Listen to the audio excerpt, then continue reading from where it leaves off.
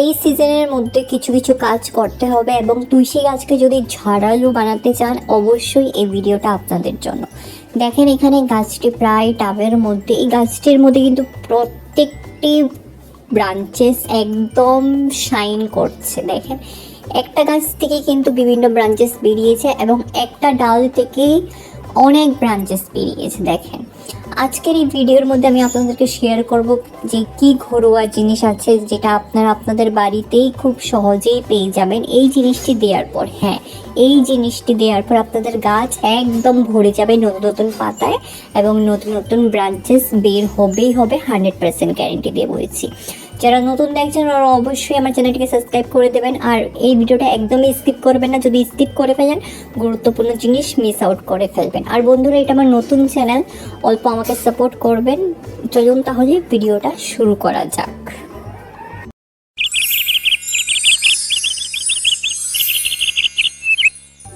নমস্কার বন্ধুরা, কেমন আছেন সবাই? মিকি মিনিস গার্ডেন্সের মধ্যে আপনাদের সকলকে স্বাগত জানাচ্ছি।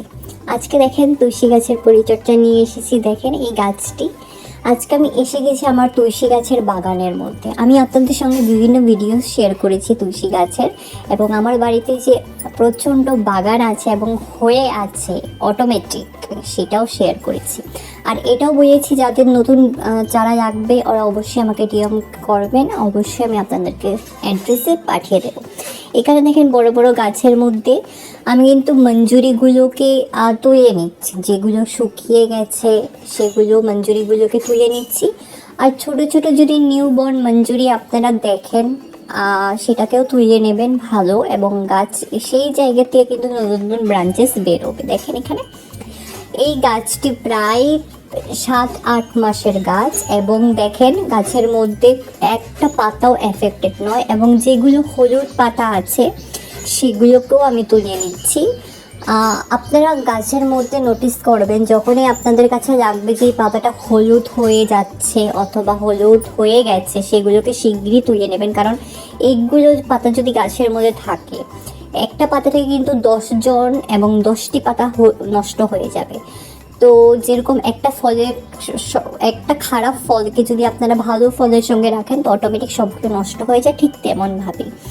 তো এই যে দেখেন গাছের মধ্যে আরেকটি জিনিস, আপনাদের এই রোদের মধ্যে যদি গাছের পাতা যদি জ্বলে যায়, সেটা আপনারা শুকিয়ে যায়, অনেকে বলে যে আমার পাতা শুকিয়ে গেছে, সেটা অবশ্য শুকনো বলে না, সেটা রোদের মধ্যে পুড়ে যায়, জ্বলে যায়। তো এরকমও যদি আপনারা নোটিস করেন অবশ্যই পাতাগুলোকে তুলে নেবেন, এবং পাতার মধ্যে রোজ সকালে এবং বিকেলে ওয়াটার স্প্রে করবেন। যতটা আপনারা ওয়াটার স্প্রে করবেন ততটা ভালো, ততটা গাছ বাড়বে, বৃদ্ধি হবে। আর মঞ্জুরিগুলো তো অলমোস্ট পিক করতেই হবে। এখানে দেখেন আমি অনেকটা টাইম লেগে গেছে, এই গাছের মধ্যে কিন্তু প্রচণ্ড মঞ্জুরি হয়ে গেছিলো।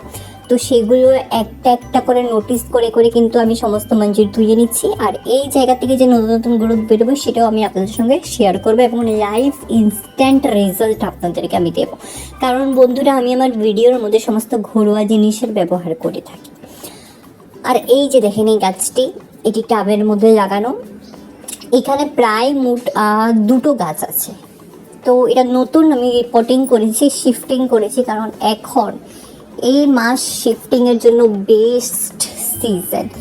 এই মাসে যদি আপনারা যে কোনো গাছ এক জায়গা থেকে আরেক জায়গাতে শিফটিং করতে পারেন খুব ভালো। আপনারা যদি রিপোর্টিং করতে চান, ছোট হয়ে গেছে টাব, বড় টাবের মধ্যে, সেটাও করতে পারেন, সমস্ত কিছু। বাট একটি কথা আপনাদেরকে বলবো, হার্ড প্রুনিং করবেন না। এখন হার্ড প্রুনিং করার সময় নয়। এখন তুলসী গাছকে হার্ড প্রুনিং করা যাবে না। উপর থেকে মঞ্জুরিগুলোকে তুলে নেবেন, এগুলোকে বলা হয় সফট প্রুনিং। সেটা করলেই বাস হয়ে যাবে, আর কোনো কাজে দরকার নেই।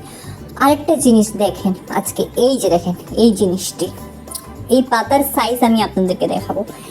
এমন হয়তো আপনারা কখনো হয়তো দেখেননি এমন পাতা। দেখেন, তো আমি এমন কিছু আজকে ঘরোয়া টোটকা বলবো, যেই টোটকা ব্যবহার করার পর আপনাদের পাতা তো হবেই হবে, গাছ বড় হবে এবং পাতার সাইজ দ্বিগুণ হয়ে যাবে। দেখেন এখানে আমার আঙ্গুল পুরো ঢেকে গেছে এই পাতা দিয়ে। দেখতে পাচ্ছেন প্রচণ্ড বড় পাতা। যেই আমার বাড়িতে আসে সবাই দেখে শক্ট হয়ে যায় যে এত বড় পাতা, তাও তুলসী গাছের কি করে। আর নর্মালি দেখেন ওই যে ছোট নর্মালি গাছের মধ্যে ওই ছোট পাতা দেখতে পারবেন 100%, সেটা সবারই থাকে, বাট বড় পাতা কিন্তু দেখা যায় না, খুব রেয়ার।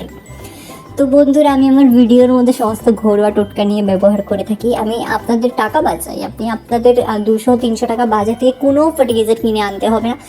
সেই 200 টাকা এবং 300 টাকা বাঁচিয়ে আপনাদের ঘরে বানানোর টোটকা আমি আপনাদের সঙ্গে শেয়ার করব, এবং আমি শেয়ার করে থাকি বিভিন্ন ভিডিওসের মধ্যে।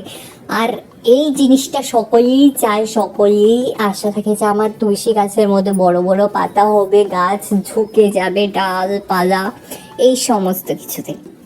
তো দেখেন এখানে টাবের মধ্যে যদি এরকম কোনো শুকনো পাতা বা হলুদ হয়ে যাওয়া পাতা যদি পড়ে থাকে, সেগুলোকে শীঘ্রই পরিষ্কার করে নেবেন, কারণ এইগুলো থেকে ফাঙ্গাস ক্রিয়েট হয়, ফাঙ্গাস জেনারেট হয়, আর সেই ফাঙ্গাসটা মাটির মধ্যে গিয়ে এবং মাটিটাকে নষ্ট করে।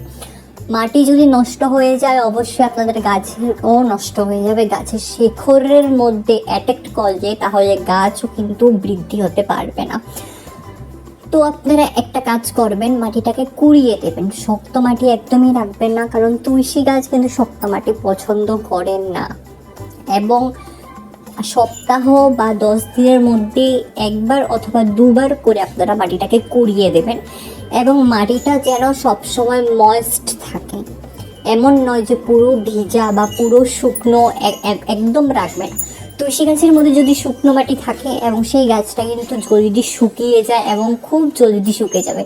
আপনাদের যদি বিশেষ না হয়, আপনারা একটা গাছের মধ্যে 10-15 দিন জল না দিয়ে শুকিয়ে দেখেন, অটোমেটিক গাছটা শুকিয়ে যাবে এবং পাতা সব পড়ে যাবে। তো এই যে দেখেন, আমি আপনাদেরকে এখন দেখাবো। দেখেন একটি ব্রাঞ্চেস থেকে কিন্তু বিভিন্ন ব্রাঞ্চেস বেরিয়েছে।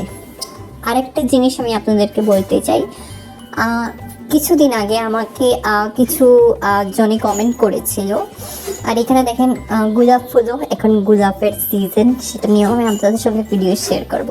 তো কিছু কিছু আমার বন্ধুরা, আমার সাবস্ক্রাইবারকে আমি তুলসী গাছ গিফট করেছি, যে যারা যারা চেয়েছিল ওদের বাড়িতে আমি ঠিক মতন করে পৌঁছিয়ে দিয়েছি, এবং 15টা গাছ আমি পৌঁছতে পেরেছি, এবং 7 জনকে আমি গাছ দিয়েছি।